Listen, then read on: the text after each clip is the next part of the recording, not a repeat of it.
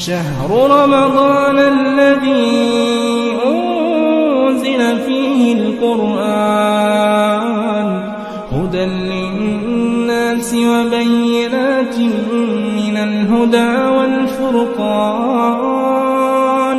فمن شهد منكم الشهر فليصمه ومن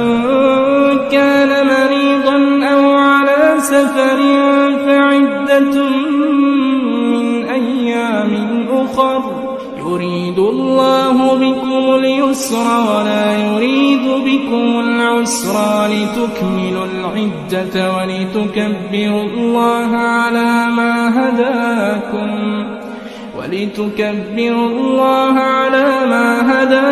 ولعلكم تشكرون.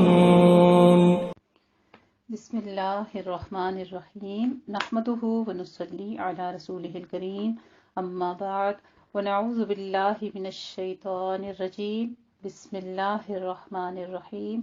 اللہم صلی وسلم علی سیدنا محمد النبی الامی وآلہ واصحابہ اجمعین رب اشرح لی صدری ویسر لی امری واحلل عقدۃ من لسانی یفقہوا قولی رب زدنی علما رب یسر ولا تعسر وتمم بالخیر آمین یا ربنا آمین. الحمدللہ جی، ہم آج آغاز کرنے لگے ہیں اپنا پارہ نمبر 7 وَإِذَا سَمِعُوا، جس میں ہم پڑھ رہے ہیں سورہ مائدہ، اور آج ہم آغاز کریں گے انشاءاللہ تعالی سورہ مائدہ کی ہی آیات مبارکہ آیت نمبر 83 سے اپنے اس پارے کا. اللہ رب العزت نے اپنے قرآن مجید میں فرما دیا وَلَقَدْ يَسَّرْنَا الْقُرْآنَ لِلذِّكْرِ فَهَلْ مِن مُّدَّكِرٍ، اور البتہ تحقیق آسان کر دیا ہم نے اس قرآن مجید کو نصیحت کے لیے، سمجھنے کے لیے، ذکر کے لیے. تو ہے کوئی اس سے نصیحت پکڑنے والا، کوئی اس سے غور و فکر کرنے والا؟ غور و فکر ہم کس لیے کرتے ہیں زندگی میں؟ کیونکہ ہم اپنی مشکلات سے نجات پا، کسی بھی وجہ سے انسان کسی مسئلے پر غور کیوں کرتا ہے؟ تاکہ اس سے نجات پا سکے. تو پارہ نمبر 7 شروع کرنے سے پہلے ہم نے کچھ باتیں ایسی ہیں جو کہ ہم نے پارہ نمبر 6 میں یاد رہنے والی تھیں. بہت ضروری احکام تھے جس کو ہم نے پڑھا. سورہ مائدہ کا آغاز ہوا ہمارا اس بارے میں، اور اس میں ہم نے یہی جانا کہ اگر ہم یہ چاہتے ہیں کہ اللہ ہمیں معاف کر دے تو ہمیں چاہیے کہ ہم بھی لوگوں کو معاف کر دیں، یعنی عفو و درگزر کے بارے میں تاکید کی گئی ہے. ظلم کو دور کرنے کے لیے ظلم نہیں کرنا چاہیے، وعدے پورے کرنے چاہیے، یعنی کہ کسی قسم کی کمٹمنٹس ہو ان کو پورا کرنا چاہیے. دشمنی بھی عدل و انصاف پر قائم رہنا چاہیے. اگر کسی کے ساتھ ہماری عداوت بھی ہو تو بھی حق کا دامن نہیں چھوڑنا چاہیے. پھر ہم نے اس میں یہ بھی سیکھا کہ نیکی اور تقوی کے کاموں میں ایک دوسرے کا ساتھ دینا چاہیے. اللہ تعالیٰ برائی کو بلند آواز سے نشر کرنے اور پھیلانے کو ناپسند کرتا ہے. پھر ہم نے راسخون فی العلم، یعنی اللہ تعالیٰ کا تقوی اختیار کرتے ہیں جو لوگ، ان کے بارے میں پڑھا کہ وہ بندوں کے ساتھ عاجزی کا معاملہ کرتے ہیں، دنیا سے بے رغبت ہوتے ہیں اور اپنے نفس کے ساتھ سختی برتتے ہیں، یعنی نفس کے تابع نہیں ہوتے، اس کو اپنے تابع کرنے کے لیے پوری کوشش کرتے ہیں. پورے پارے کا بنیادی پیغام درگزر کا ہے. درگزر سے کام لینا چاہیے، دین میں غلو نہیں کرنا چاہیے. اللہ کی محبت صرف تمناؤں سے حاصل نہیں ہوتی بلکہ نیکی کے کام کرنے سے حاصل ہوتی ہے. علم والوں کے لیے تمام مخلوق بخشش کی دعائیں کرتی ہے. رسول اللہ صلی اللہ علیہ وآلہ وسلم نے فرمایا علم والوں کے لیے تمام مخلوق بخشش کی دعا کرتی ہے، حتیٰ کہ سمندر میں مچھلیاں بھی. یعنی آپ علم میں مشغول ہو جاتے ہیں اور بعض اوقات اپنے لیے دعا کا وقت نہیں ملتا تو آپ کے لیے دوسری مخلوق دعا کرنے لگتی ہے. خاص طور پر استغفار، کسی اور عمل پر ایسی دعائیں نہیں ملتی جیسے کہ علم کے سیکھنے اور اس کے سکھانے پر ملتی ہیں. رسول اللہ صلی اللہ علیہ وآلہ وسلم نے فرمایا یقیناً اللہ اور اس کے فرشتے اور تمام اہل زمین اور اہل آسمان، یہاں تک کہ چونٹی اپنے سوراخ میں اور مچھلیاں بھی اس شخص کے لیے دعائیں خیر بھیجتی ہیں اور رحمت کی دعا کرتی ہے جو لوگوں کو بھلائی کی باتیں سکھاتا ہے. تو پھر اس کے لیے ہمیں کیا کچھ کرنا ہوگا؟ کچھ ایسی باتیں جو کہ دوسروں کے ساتھ ہم شیئر کریں، علم کے ذریعے جنت کے راستے بھی ہمارے لیے آسان ہو جائیں گے اور اپنے لیے بھی نجات کا ذریعہ بن جائے گا، یعنی ایک بہترین صدقہ جاریہ جو کہ ہم اپنے پیچھے چھوڑ کے جا سکتے ہیں۔ رسول اللہ صلی اللہ علیہ وآلہ وسلم نے فرمایا، اگر کوئی شخص علم کا راستہ اختیار کرے تو اللہ تعالیٰ اس کے لیے جنت کا راستہ آسان کر دے گا۔ یہ سفر جنت کی طرف جانے کا سفر ہے۔ یہ سفر کسی کلاس روم کے لیے نہیں، کسی مجلس کے لیے بھی نہیں، اس میں نیت جنت کا حصول ہونی چاہیے۔ اس لیے علم حاصل کرنے میں نیت جنت کا حصول کیا کریں۔ یہ نہ دیکھا کریں کہ ہم کوئی کلاس لینے لگے ہیں یا ہم آج کوئی نیا کورس سٹارٹ کرنے لگے ہیں، بلکہ ہر چیز میں اللہ کے علم کے پیچھے مقصد کیا کہ ہم جنت کا راستہ ڈھونڈنے لگے ہیں۔ یہ وہ علم ہے جو دنیا کے علاوہ مرنے کے بعد بھی فائدہ دینے والا ہے۔ رسول اللہ صلی اللہ علیہ وآلہ وسلم نے فرمایا، جب انسان مر جاتا ہے تو اس کے تمام اعمال منقطع ہو جاتے ہیں سوائے 3 چیزوں کے، ان میں سے ایک صدقہ جاریہ ہے، یا ایسا علم جو نفع مند ہو، یا نیک اولاد جو اس کے لیے دعا کرے۔ رسول اللہ صلی اللہ علیہ وآلہ وسلم نے فرمایا، مومن کو اپنی وفات کے بعد جو اس کے عمل اور اس کی اچھائیاں پہنچتی ہیں، ان میں یہ بھی ہے جس علم کی اس نے تعلیم دی اور اسے پھیلایا، یعنی مرنے کے بعد بھی نفع کا سلسلہ جاری رہتا ہے، مرنے کے بعد بھی آپ کا پروفٹ آپ کو ملتا رہتا ہے۔ نیک اولاد جو پیچھے چھوڑی وہ نیکیاں کرتی رہتی ہے، اور اسی طرح سے انسان کے اجر میں اضافہ کر دیا جاتا ہے۔ قرآن مجید کا نسخہ جو کسی کو وراثت میں ملا، یعنی آپ کا قرآن تھا یا آپ نے اسے کسی کو لے کر دیا جس سے وہ پڑھ رہا ہے، یہ بھی آپ کے لیے صدقہ جاریہ بن سکتا ہے۔ ایک ایک حرف کے بدلے کتنی نیکیاں آپ کمائیں گے آپ سوچ بھی نہیں سکتے۔ مسجد جو اس نے تعمیر کی، مسافر خانہ جو اس نے قائم کیا، نہر جو اس نے جاری کی، نہر، کنواں، پانی کا نل، کوئی بھی ایسی چیز جس سے مخلوق کو پانی ملتا رہے، یہ سب صدقہ ہے۔ صدقہ جو اس نے اپنی زندگی میں صحت کی حالت میں نکالا، یعنی کوئی بیماری پریشانی نہیں تھی پھر بھی صدقہ نکالا، سبحان اللہ۔ تو کوشش کیا کریں کہ اپنے مال میں سے روٹین میں کچھ نہ کچھ اماؤنٹ نکال کے صدقہ کے طور پہ دیا کریں۔ ضروری نہیں ہے کہ پریشانی ہو تو ہی ہم صدقہ وغیرہ کریں، بلکہ ویسے بھی دے دیا کریں، تو یہ ہمارے لیے کیا ہے، انشورنس ہوتی رہتی ہے۔ ان سب کا ثواب اس کی موت کے بعد اسے ملتا رہے گا، اس لیے ہمیں ایسے کاموں کے لیے حریص رہنا چاہیے جو ہمیں مرنے کے بعد بھی فائدہ دیں۔ یہ کس قدر نفع کا سودا ہے۔ اللہ سبحانہ و تعالیٰ پوری نیت، شوق اور جذبے کے ساتھ اس علم کو حاصل کرنے اور اسے آگے بانٹنے کی ہم سب کو توفیق عطا فرمائے۔ آج انشاءاللہ تعالیٰ ہم سورہ مائدہ کا آغاز کریں گے، پارہ نمبر 7 میں آیت نمبر 83 سے۔ اللہ کے کلام کو سن کر رونا صالحین کا طریقہ ہوتا ہے۔ انشاءاللہ تعالیٰ اس میں کچھ مزید ٹاپکس بھی آئیں گے جو میں آپ کو پہلے مختصر خلاصہ کی فارم میں بتانے لگی ہوں، تو آپ اس کو اچھی طرح سے اپنے پاس نوٹ کر لیجیے، کیونکہ اسی میں انشاءاللہ تعالیٰ اسی پارے میں ہم سورہ انعام کا آغاز کریں گے۔ تو پہلے میں آپ کے ساتھ پورے پارے کے حوالے سے مختصر خلاصہ بیان کروں گی تاکہ آپ اچھی طرح سے ان باتوں کو نوٹ کریں اور اپنے لیے عمل کے پوائنٹس نکال سکیں۔ بسم اللہ الرحمن الرحیم۔ پارہ نمبر 7 کے پہلے رکوع کی چند آیات جو سورہ مائدہ کے رکوع کا حصہ ہیں، پارہ نمبر 6 میں وہ ملاحظہ ہو چکی ہیں، ٹھیک ہے۔ انہی آیات کا آگے کچھ مزید تذکرہ آئے گا۔ رکوع نمبر 12 سے آغاز ہوتا ہے، اور اس میں سب سے پہلی چیز ہم یہی دیکھیں گے کہ اسلامی معاشرے کی تشکیل اور حرام اشیاء کی تحریم۔ ان کا تذکرہ پیچھے بھی آ چکا ہے، لیکن اسی کی مزید ڈیٹیل ہے جو آگے چلے گی انشاءاللہ تعالیٰ۔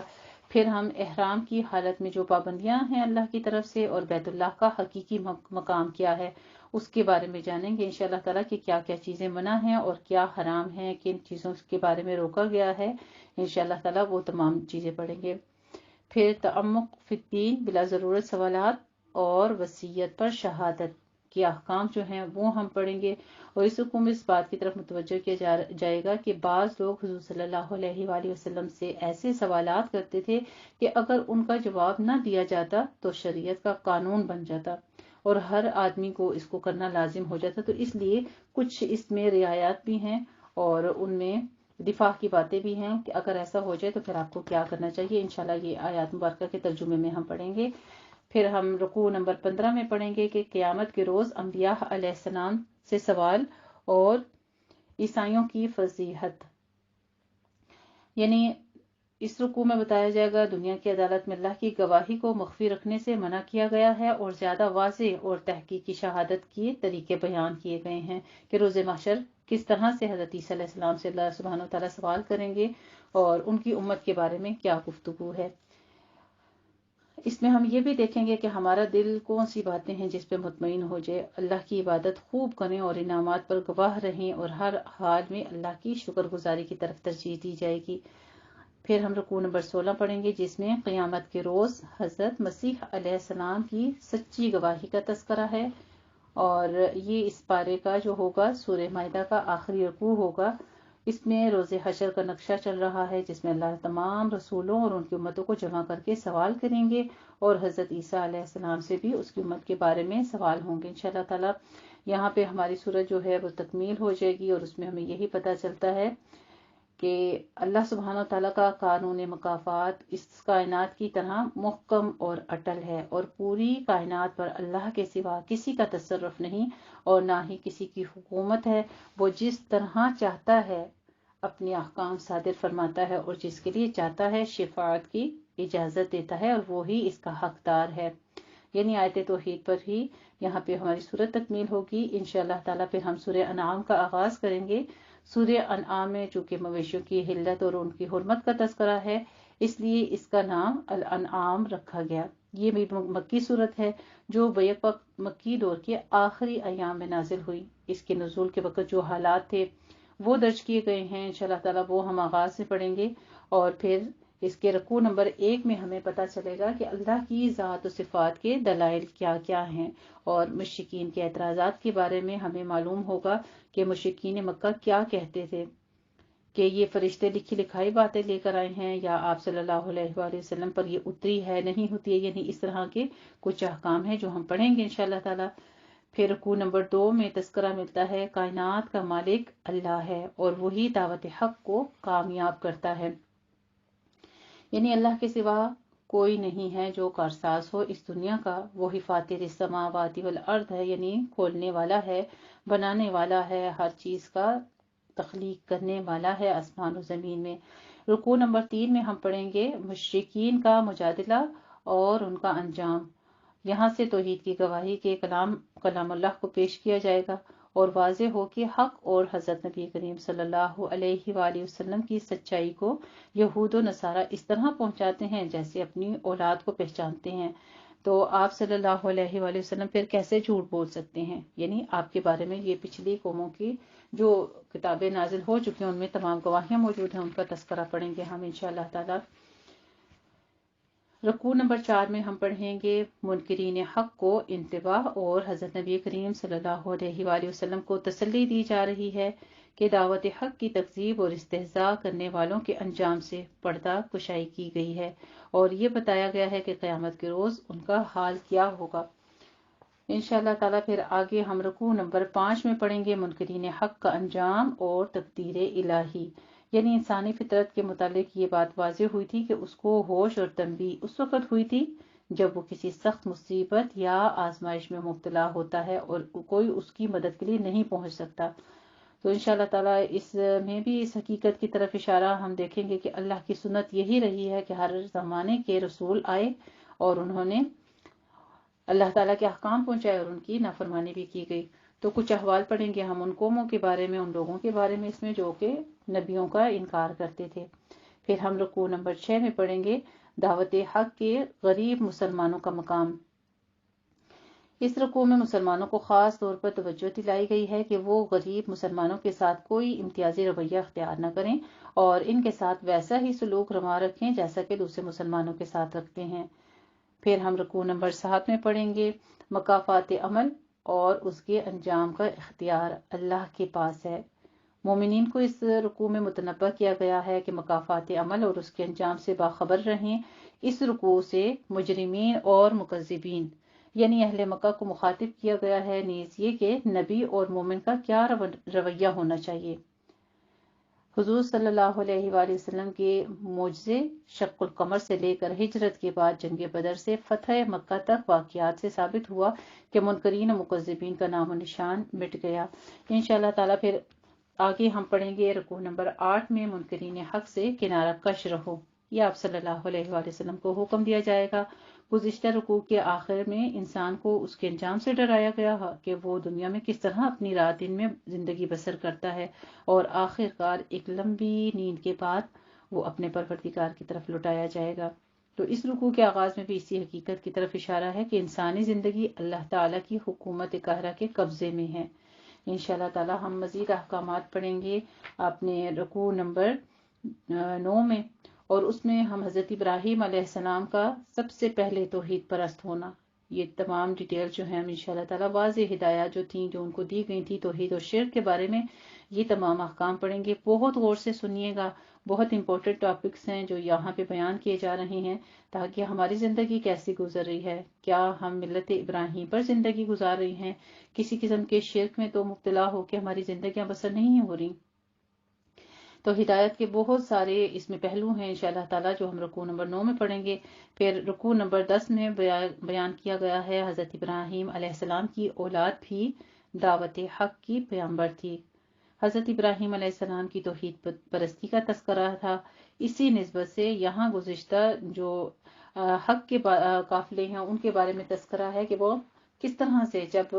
والدین جو ہیں حق پر زندگی بسر کریں تو پھر اولادیں بھی حق کے راستے پر چلتی ہیں، وہ شرک جیسے ظلم کی منزلت اختیار نہیں کرتے۔ اور پھر انشاءاللہ تعالی ہم رکوع نمبر 11 میں پڑھیں گے قرآن مجید کا سچا کلام اور منکرین حق کا انجام پڑھیں گے، کہ قرآن مجید جو ہے وہ اللہ کا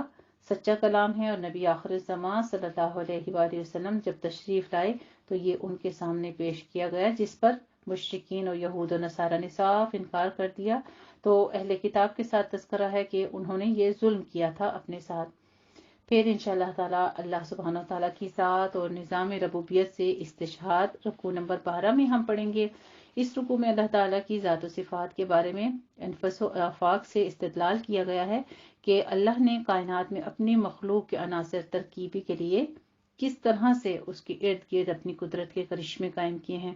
بہت ساری اللہ کی قدرتوں کا ذکر ہے، دیکھیے گا آج جب پڑھیں گے اپنی آنکھوں سے تو پھر ہمیں ضرور ان نعمتوں کی طرف انسان کے ذہن جاتا ہے۔ آج تک جن باتوں کی طرف ہم نے غور نہیں کیا گیا تھا، یہ رکوع ہمیں انشاءاللہ تعالیٰ ان تمام پہلوؤں کی طرف لے کر جائے گا۔ آگے رکوع نمبر 13 ہم پڑھیں گے، جس میں منکرین حق پر اتمام حجت، یعنی جو اس میں پارے میں ہمارا لاسٹ رکوع ہے اس میں اللہ تعالیٰ کی صفات بیان ہوئی تھی، جن کے آثار ظاہری دنیا میں ہم دیکھتے ہیں۔ یہی نشانیاں ایسی ہیں جن کو دیکھ کر ہر آدمی جو عقل سلیم اور نظر بینا رکھتا ہو، ان کی اللہ کی صفات کی ان کو پہچان ہو جاتی ہے، اور جو لوگ اندھے ہیں جن کو اپنی ذات کا بھی ادراک نہیں، وہ اللہ کو کیسے پہچان سکتے ہیں۔ تو اس رکوع کے آغاز میں بھی اسی طرح اللہ کی صفات کا تذکرہ ہے۔ پہلی آیت تخلیق کائنات پر توجہ دلا رہی ہے۔ تمام آیات مبارکہ جو ہیں وہ ہمیں اسی طرح سے ملیں گی جو اللہ کی قدرتوں کے بارے میں ہیں، اور آخری آیت جو اس بارے کی ہوگی اس میں بعض مفسرین کے روح سے شق القمر کے معجزے کی طرف اشارہ ہے۔ اس معجزے کو دیکھنے کے باوجود وہ ایمان نہیں لائے، کیونکہ آدمی ایک عرصے سے جن معتقدات کا اور مفروضات پر جمع ہوا ہوتا ہے، ان کی کوئی بھی نشانی اگر سامنے آ جاتی ہے تو وہ پلٹ کر راہ حق کی طرف نہیں لوٹتا، جب تک کہ وہ کسی لمحے اپنے اعتقادات کا دوبارہ جائزہ لے کر اپنے طرز عمل پر نظر ثانی نہ کرے، ورنہ قانون قدرت کے مطابق اسی گروہی تعصب اور سرکشی میں مبتلا اور سرگرداں رہتا ہے، اور وہ کبھی بھی حق کو پہچان نہیں سکتا۔ تو اللہ رب العزت سے دعا کرتے ہیں کہ ہمیں اپنے اس پاک کلام کو سمجھنے کی توفیق عطا فرمائے اور ہمارے لیے اس کا فہم آسان فرما دے۔ اللہم احسن عاقبتنا فی الامور کلہا، اللہ ہمیں احسن طریقے سے عاقبت تک پہنچانا، ہمارے تمام کاموں کا انجام بالخیر کرنا، اور خاص طور سے ہم یہ جو پارہ 7 شروع کرنے لگے ہیں اس کا مکمل طور پہ فہم حاصل کرنا اور سمجھ کر پڑھنا ہمارے نصیبوں میں کرنا۔ ربی یسر ولا تعسر وتمم بالخیر، آمین یا ربنا آمین۔ یہ تھا جی مختصر خلاصہ پارہ نمبر 7 کے حوالے سے، اور آغاز ہوگا ہمارا سورۃ مائدہ کی آیت نمبر 83 سے، جس میں وَإِذَا سَمِعُوا سے تذکرہ ہے۔ ابتدائی عہد اسلام میں دعوت حق کے لیے غربت اور لاچاری کا دور تھا،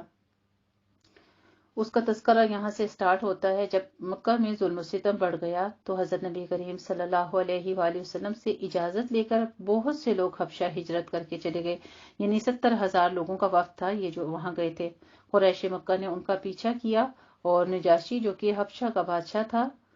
ان کی واپسی کا مطالبہ کیا اس نے، چنانچہ اس نے ان کو بلا کر یہ خواہش ظاہر کی کہ اپنے پیغمبر کا کلام سناؤ۔ حضرت جعفر رضی اللہ تعالیٰ عنہ نے سورہ مریم کی تلاوت کی تو نجاشی کی آنکھوں سے بے اختیار آنسو بہنے لگے۔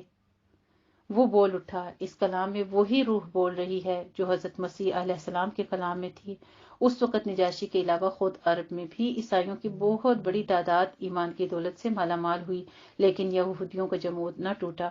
وہ برابر مسلمانوں کے خلاف سازشوں میں مصروف رہے، یہاں تک کہ حضرت عمر رضی اللہ تعالیٰ عنہ کے زمانے میں خیبر سے جلاوطن ہو گئے۔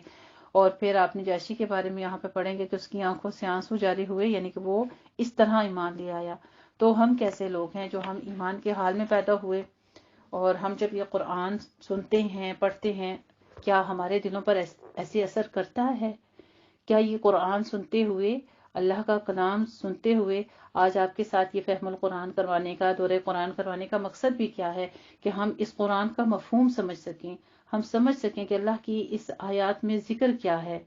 تو ہمارے دلوں پر اثر ہو، ہماری آنکھیں نم ہو جائیں اور ہمارے دل ڈر جائے اللہ کے خوف سے، اور ہم جب جب اس کلام کو اٹھائیں اور پڑھیں اور سنیں تو ہم اللہ کا تقوی اختیار کریں، تو ہی ہماری نجات ہے، کیونکہ ہم پڑھ چکے ہیں کہ متقین کا انجام کیا ہے، ان کے لیے جنت الفردوس اور جنت کے اعلیٰ بالا خانے جو ہیں وہ اللہ رب العزت نے ان کا مقام رکھا ہے۔ الحمدللہ رب العالمین کی آغاز کرتے ہیں اپنے آج کے پارہ وَإِذَا سَمِعُوا کا۔ اعوذ باللہ من الشیطان الرجیم، بسم اللہ الرحمن الرحیم۔ وَإِذَا سَمِعُوا مَا أُنزِلَ إِلَى الرَّسُولِ تَرَىٰ أَعْيُنَهُمْ تَفِيضُ مِنَ الدَّمْعِ مِمَّا عَرَفُوا مِنَ الْحَقِّ يَقُولُونَ رَبَّنَا آمَنَّا فَاكْتُبْنَا مَعَ الشَّاهِدِينَ وَمَا لَنَا لَا نُؤْمِنُ بِاللَّهِ وَمَا جَاءَنَا مِنَ الْحَقِّ وَنَطْمَعُ أَن يُدْخِلَنَا رَبُّنَا مَعَ الْقَوْمِ الصَّالِحِينَ۔ میں پناہ میں آتی ہوں اللہ تعالیٰ کی شیطان مردود کی شرارتوں سے بچنے کے لیے۔ اللہ تعالیٰ کے نام کی برکات کے ساتھ میں شروع کرتی ہوں، جو بڑا مہربان، جو نہایت رحم فرمانے والا ہے۔ اور جب انہوں نے سنی وہ چیز جو کہ رسول اللہ صلی اللہ علیہ وآلہ وسلم پر نازل کی گئی تھی، تو تم دیکھتے ہو کہ حق کی جو پہچان انہیں حاصل ہوئی، ان کے زیر اثر ان کی آنکھوں سے آنسو رواں ہو گئے، اور وہ کہہ رہے ہیں، اے ہمارے رب، ہم ایمان لے آئے، بس تو ہمیں لکھ دے گواہی دینے والوں میں، اور ہمیں کیا ہوا کہ ہم ایمان نہ لائیں اللہ پر اور اس حق پر جو ہم تک پہنچ گیا ہے، اور ہمیں تو بڑی خواہش ہے کہ داخل کرے ہمیں ہمارا رب نیکوکاروں میں، یعنی نیک لوگوں کے ساتھ۔ فَأَثَابَهُمُ اللَّهُ بِمَا قَالُوا جَنَّاتٍ تَجْرِي مِن تَحْتِهَا الْأَنْهَارُ خَالِدِينَ فِيهَا وَذَلِكَ جَزَاءُ الْمُحْسِنِينَ۔ بہت ہی خوبصورت آیت ہے۔ تو اللہ نے ان کے اس قول کے بدلے انہیں وہ باغات عطا کیے جن کے دامن میں ندیاں بہتی ہیں، جن میں وہ ہمیشہ رہیں گے، اور یہی بدلہ ہے احسان کی روش اختیار کرنے والوں کا۔ سبحان اللہ۔ آج ہم ایک اور کیٹیگری دیکھتے ہیں جن کو اللہ سبحانہ وتعالیٰ جنت میں داخل کریں گے، اور وہ ایمان کا یہ تقاضا ہے کہ قرآن کو سن کے جن کی آنکھوں سے آنسو جاری ہو جائیں، جن کے دل پر قرآن اثر کر جائے، تو ان کو بھی اللہ رب العزت محسنین میں شامل کریں گے، اور ان کے لیے اجر و عظیم ہوگا، جو کہ جنات تجری کا ہمیں ذکر کیا گیا۔ اللہ رب العزت سے دعا کرتے ہیں کہ ہمیں بھی مع القوم الصالحین بنا لے، جہاں پہ یہاں دعا آ رہی ہے، یہ ہمارے حق میں بھی قبول فرما لے، آمین یا ربنا آمین۔ لیکن ساتھ ہی پھر کافروں کا ذکر رہے، وہ لوگ جنہوں نے کفر کیا اور جھٹلا دیا ہماری آیات کو، تو وہی لوگ ہیں جو جہنمی ہیں۔ اے ایمان والو، نہ حرام ٹھہرا لو ان چیزوں کو جن کو اللہ نے تمہارے لیے حلال کیا ہے، اور حد سے تجاوز نہ کرو، یقیناً اللہ حد سے تجاوز کرنے والوں کو پسند نہیں کرتا، اور کھاؤ ان حلال اور پاکیزہ چیزوں میں سے جو اللہ نے تمہیں دیا ہے، اور اس اللہ کا تقوی اختیار کیے رکھو جس پر تمہارا ایمان ہے، کیونکہ اللہ سبحانہ وتعالیٰ کس کو پسند نہیں کرتے۔ ایک اور کیٹیگری ہمیں پتہ چلتی ہے یہاں پہ، ان اللہ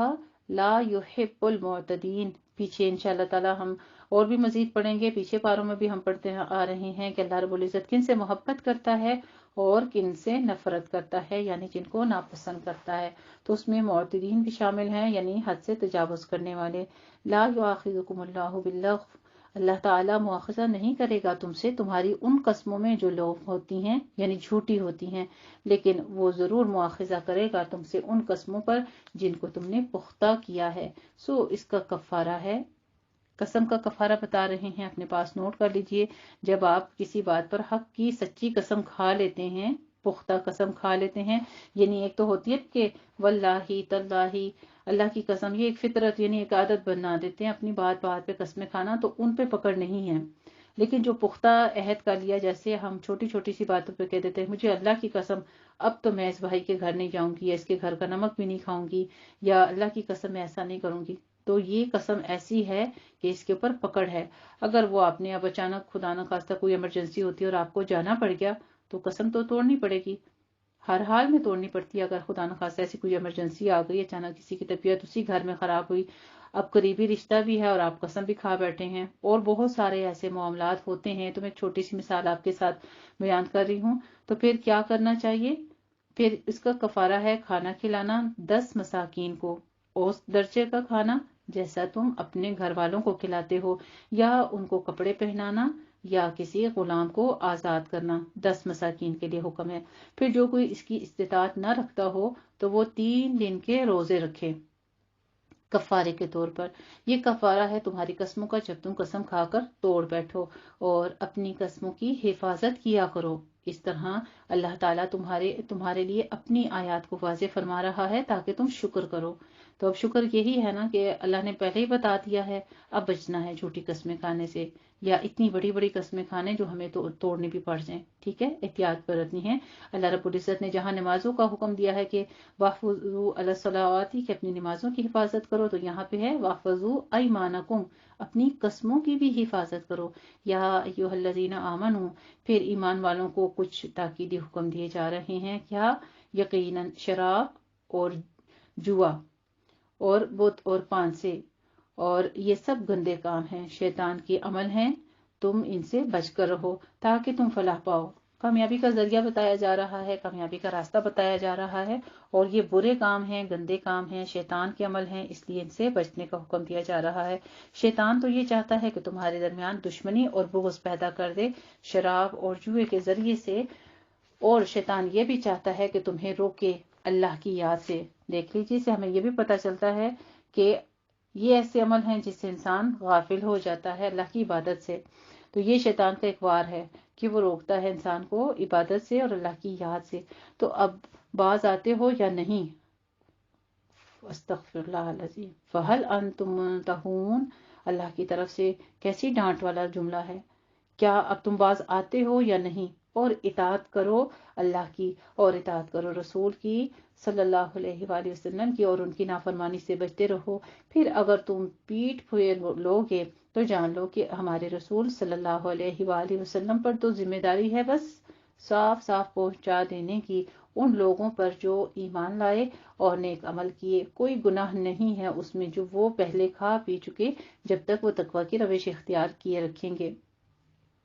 اور ایمان لائیں اور نیک عمل کریں، پھر مزید تقوی اختیار کریں اور ایمان لائیں۔ پھر ایک اور کیٹیگری ہمیں پتہ چلتی ہے کہ اللہ کن سے محبت کرتا ہے، جو کہ گناہ ہو جاتے ہیں، شراب جوئے پی رہے تھے لیکن ان کے ساتھ یہ عمل کرتے ہوئے انہوں نے چھوڑ دیا اور اصلاح کر لی، تو پھر اور تقوی اور زیادہ بڑھ جاتا ہے ان کے اندر، اور درجہ احسان پر فائز ہو جائیں، اور اللہ تعالیٰ محسنین سے محبت کرتا ہے۔ تو ایسے لوگوں کو اللہ نے محسن کہہ دیا، یعنی گناہ کی زندگی بسر کر رہے تھے، وہ اپنے نفس کے ساتھ لڑ کر اس کو پیچھے پھینک کر اور تقوی کی زندگی اختیار کر لیتے ہیں، پھر ایسے لوگوں کو اللہ محسنین کہتے ہیں۔ یا ایھا الذین آمنوا، پھر ایمان والوں سے خطاب ہوتا ہے، اے اہل ایمان، اللہ تعالیٰ تمہیں لازماً آزمائے گا کسی ایسے شکار کے ذریعے جس کو پہنچتے ہوں گے آسانی سے تمہارے ہاتھ اور نیزے، تاکہ اللہ دیکھ لے ان لوگوں کو جو غیب میں ہوتے ہوئے بھی اس سے دور رہتے ہیں اور اس سے ڈرتے رہتے ہیں کہ اللہ ان کے سامنے موجود نہیں، لیکن وہ پھر بھی اللہ تعالیٰ سے خوف کھاتے ہیں۔ فَمَنِ اعْتَدَىٰ بَعْدَ ذَٰلِكَ فَلَهُ عَذَابٌ أَلِيمٌ، اب اس کے بعد جس نے زیادتی کی تو اس کے لیے دردناک عذاب ہے۔ دردناک عذاب کا کیا مطلب ہوتا ہے؟ کبھی محسوس کیے اس لفظ کو؟ ہم تو پڑھتے ہیں آنکھوں سے، بس ہماری گزرتا ہے اور زبان سے نکلتا ہے، لیکن دردناک عذاب وہ جو پینفل ہوتا ہے۔ کسی جگہ ہمیں جب ہڈی پر چوٹ لگتی ہے تو کیسی پین ہوتی ہے، پھر اس پین کی نہ کہیں شکل نظر آ رہی ہوتی ہے، وہ ایسی چوٹ ہوتی ہے جو اندر تک انسان کو ٹیس کرتی ہے، اس کی تکلیف برداشت نہیں ہوتی، لیکن وہ درد ہے، تو درد نہ نظر آنے والا عذاب ہے، یہاں پہ اس کا تذکرہ ہے۔ استغفر اللہ العظیم۔ آگے پھر ایمان والوں سے خطاب ہو رہا ہے، یا ایھا الذین آمنوا لا تقتلوا الصید وانتم حرم، اے ایمان والو جب تم احرام کی حالت میں ہو تو کسی شکار کو قتل مت کرو۔ تو جو کوئی تم میں سے اسے قتل یعنی شکار کر بیٹھے جان بوجھ کر، تو پھر اس کا کفارہ ہوگا اسی طرح کا ایک اور چھپایا جیسا کہ اس نے قتل کیا، جس کا فیصلہ تم میں سے 2 عادل آدمی کریں گے۔ یہ نظر کی حیثیت سے خانہ کعبہ تک پہنچایا جائے گا۔ وہاں پہ جانور مارنے سے، قتل کرنے سے منع کر دیا نا اللہ نے، تو غلطی سے یا جس نے جان بوجھ کے کیا، پھر اب اس کا کفارہ یہ ہے کہ نظر کے طور پر وہ ویسا ہی جانور جو ہے خانہ کعبہ تک پہنچایا جائے، پھر اس کا کفارہ کچھ مساکین کو کھانا کھلانا یا اتنے ہی روزے رکھنا تاکہ وہ اپنے کیے کی سزا چکے۔ اللہ تعالیٰ معاف کر چکا ہے جو پہلے ہو چکا، لیکن جو کوئی پھر ایسا کرے گا تو اللہ اس سے انتقام لے گا، اور یقیناً اللہ تعالیٰ زبردست ہے، انتقام لینے والا ہے۔ اللہ رب العزت کی خوبصورت نام و صفات عزیز ذو انتقام بتائے جا رہے ہیں، ایک طرف زبردست بھی ہے اور دوسری طرف انتقام لینے والا بھی ہے۔ البتہ تمہارے لیے حلال کر دیا گیا ہے سمندر کا شکار اور اس کا کھانا تمہارے لیے اور مسافروں کے لیے ذاتی راہ کے طور پر، یعنی سمندر میں سے اگر آپ وہاں سے گزر رہے ہیں اور راستے میں کوئی سمندر آ گیا، وہاں پہ مچھلیاں وغیرہ ہیں تو وہ آپ کو حلال ہے، اس کا آپ شکار کر سکتے ہو، اور پھر سمندر کا شکار اور اس کا کھانا تمہارے لیے اور مسافروں کے لیے ذاتی راہ کے طور پر، لیکن خشکی پر شکار کرنا تمہارے لیے حرام کر دیا گیا ہے جب تک کہ تم احرام میں ہو، اور اللہ کا تقوی اختیار کیے رکھو جس کی طرف تمہیں جمع کر دیا جائے گا۔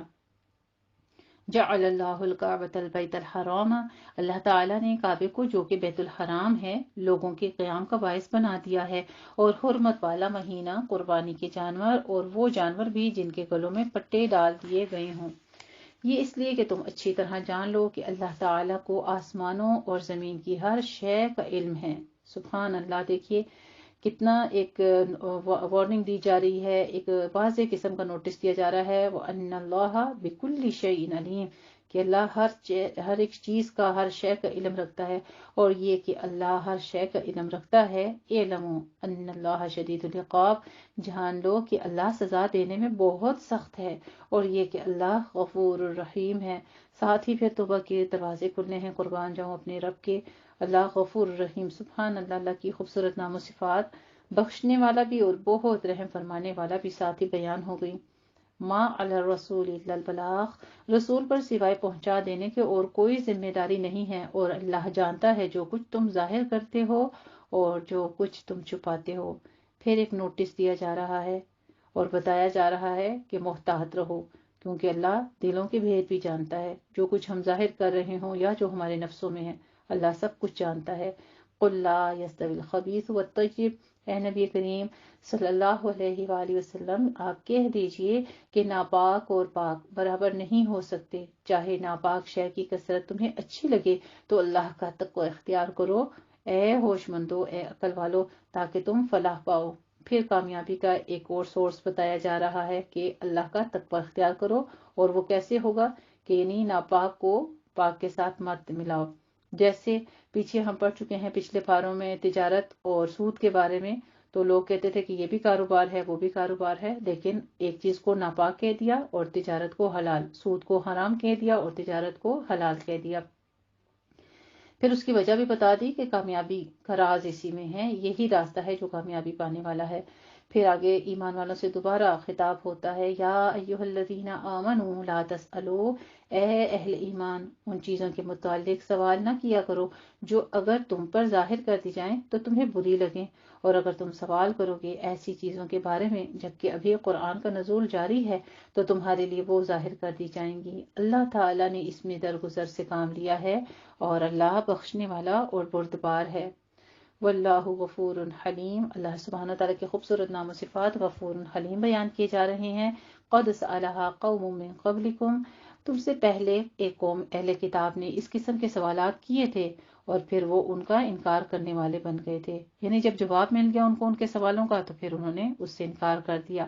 اللہ نے نہ تو بحیرہ کو کچھ بنایا ہے اور نہ صاحبہ کو، نہ وسیلہ اور نہ حام کو، لیکن یہ کافر اللہ پر افترا کرتے ہیں۔ تو یہ سارے جو ہیں یہ ان کے بتوں کے نام ہیں، ان چیزوں کے تقدس کی اللہ کی طرف سے کوئی سند نہیں ہے۔ بحیرہ ایک ایسا جانور تھا جس کا دودھ بتوں کے نام کر دیا جاتا تھا اور کوئی اسے اپنے کام کے لیے اس کو استعمال نہیں کرتے تھے۔ صاحبہ وہ جانور جو کہ بتوں کے نام پر ہمارے زمانے کے سانڈ کی طرح جو چھوڑ دیا جاتا تھا، اور وسیلہ جو ہے وہ اونٹنی تھی جو کہ مسلسل مادہ بچوں کو جنم دیتی تھی اور درمیان میں کوئی نر بچہ پیدا نہیں ہوتا تھا، اسے بھی بتوں کے نام پر چھوڑ دیا جاتا تھا۔ اور حام جو تھا، حام اونٹ تھا ان کا، اس کے بارے میں بھی ذکر آتا ہے کہ یہ نر اونٹ تھا جو کہ ایک خاص تعداد میں جفتی کر چکا تھا، اسے بھی بتوں کے نام پر چھوڑ دیا جاتا تھا۔ اس طرح کے جانوروں کو بتوں کے نام سے منسوب کر کے آزاد چھوڑ دیا جاتا تھا، انہیں کوئی بھی ہاتھ نہیں لگاتا تھا اور نہ اس سے کوئی استفادہ کرتے تھے، نہ اس کا گوشت کھاتے تھے، نہ ہی اس کا صدقہ وغیرہ دیتے تھے اور نہ ہی اس سے کوئی خدمت، بس اس کا احترام کرتے تھے۔ تو یہاں پہ واضح کر دیا گیا کہ اللہ تعالیٰ کی طرف سے ایسی کوئی احکام نہیں ہے، بلکہ فرمایا کہ یہ لوگ بغیر سوچے سمجھے اللہ کی طرف جھوٹی باتیں منسوب کر رہے ہیں۔ وَلَٰكِنَّ الَّذِينَ كَفَرُوا، اور ان کی اکثریت عقل سے آ رہی ہے، اور جب انہیں کہا جاتا ہے کہ آؤ اس چیز کی طرف جو اللہ نے نازل فرمائی ہے اور آؤ اس کے رسول کی طرف، تو وہ کہتے ہیں ہمارے لیے وہی کافی ہے جس پر ہم نے اپنے آباء و اجداد کو پایا۔ خواہ ان کے آباء و اجداد ایسے ہو رہے ہیں کہ نہ انہیں کوئی علم حاصل ہوا ہو نہ ہی وہ ہدایت پر ہوں، تو کیا پھر بھی، یعنی اللہ سبحانہ تعالیٰ فرماتے ہیں کہ پھر بھی یہ ہدایت نہیں پائیں گے جبکہ ان کے آباء و اجداد جو تھے وہ ہدایت پر نہیں تھے۔ اولو کانا،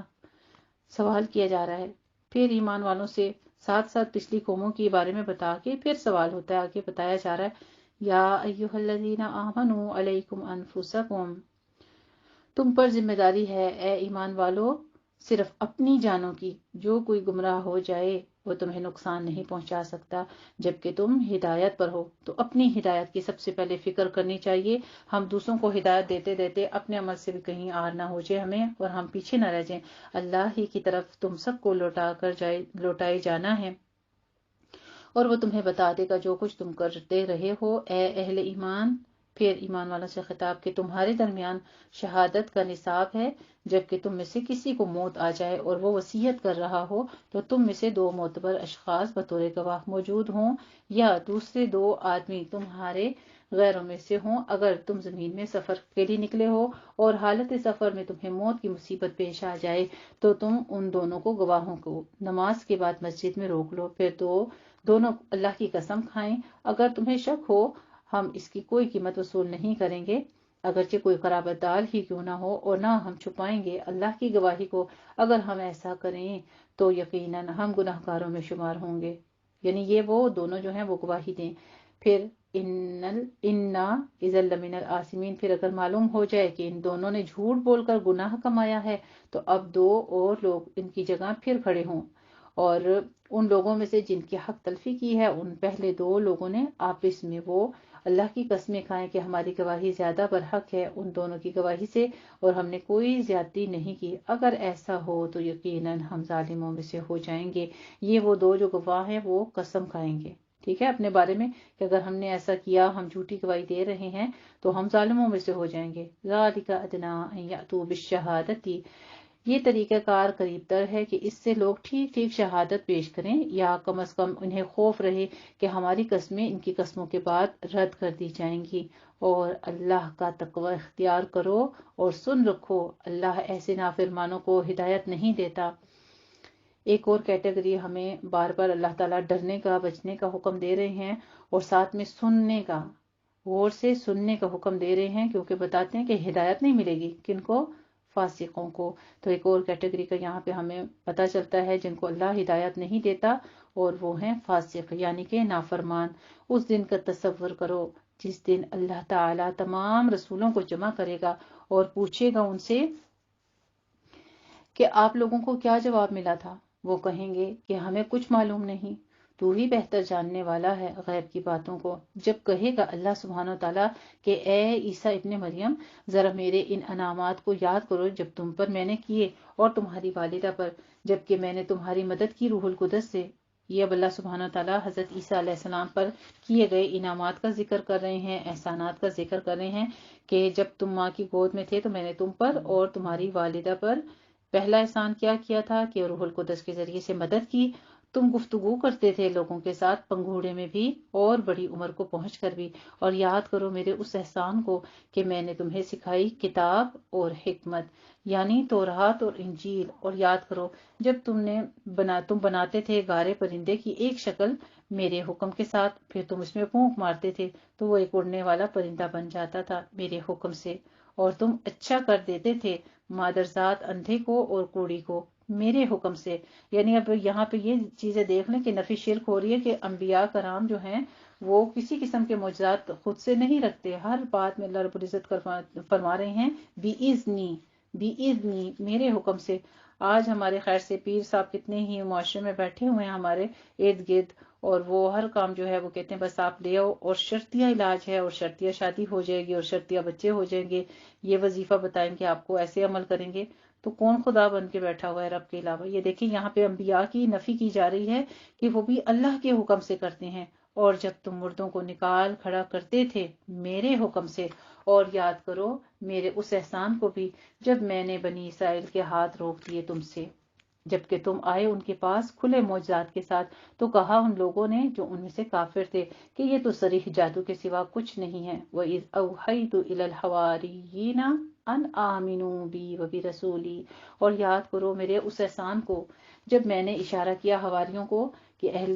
ایمان لے آؤ مجھ پر اور میرے رسول پر، تو انہوں نے کہا ہم ایمان لے آئے، اور اے عیسیٰ ابن مریم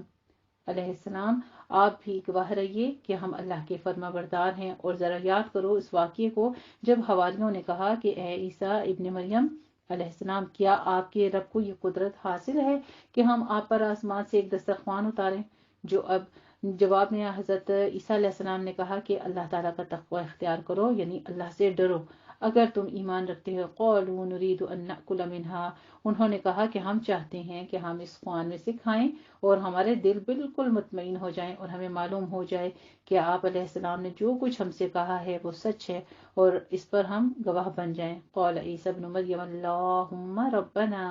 انزل علينا مائدة من السماء تكون لنا عيدا لأولنا وآخرنا وآية منك وارزقنا وانت خیر الرازقین۔ رزق کے لیے بھی بہت مفید ہے یہ آیت اگر پڑھی جائے، کیونکہ اس میں خوبصورت دعا ہے کہ اس پر عیسیٰ ابن مریم علیہ السلام نے دعا کی، اے ہمارے رب، اے اللہ، اے ہمارے رب اتار دے ہم پر ایک ایسا دسترخوان آسمان سے جو عید بن جائے ہمارے لیے اور ہمارے اگلوں اور پچھلوں کے لیے، اور ایک نشانی جو تیری طرف سے، اور ہمیں رزق عطا فرما، اور یقیناً تو بہترین رزق عطا فرمانے والا ہے۔ قال اللہ انی منزلها علیکم، اللہ سبحانہ تعالیٰ نے ارشاد فرمایا ٹھیک ہے میں نازل کر دوں گا اس کو تم پر، لیکن پھر اس کے بعد تم میں سے کوئی جو کفر کی روش اختیار کرے گا، کفر کرے گا، تو پھر اس کو میں عذاب بھی دوں گا، اور وہ دوں گا جو تمام جہان والوں میں سے کسی اور کو نہیں دیا۔ تو ایسا کیا رب العزت نے فرمایا ان کے لیے؟ جب اس طرح سے کوئی خرق عادت چیز دکھا دی جاتی ہے، یعنی کھلا معجزہ سامنے آ جائے، تو پھر رعایت نہیں دی جاتی، یعنی یہ لاسٹ وارننگ تھی ان کو، پھر اس کے بعد اللہ کا عذاب آ جایا کرتا ہے۔ الحمدللہ رب العالمین۔ جی پارہ ہمارا جو سورہ مائدہ ہے 113 آیت پر رکوع مکمل ہو رہا تھا، لیکن میں نے یہ رکوع مکمل کروا دیا ہے آیت نمبر 115 پر۔ الحمدللہ رب العالمین۔ جزاکم اللہ حسن الجزا۔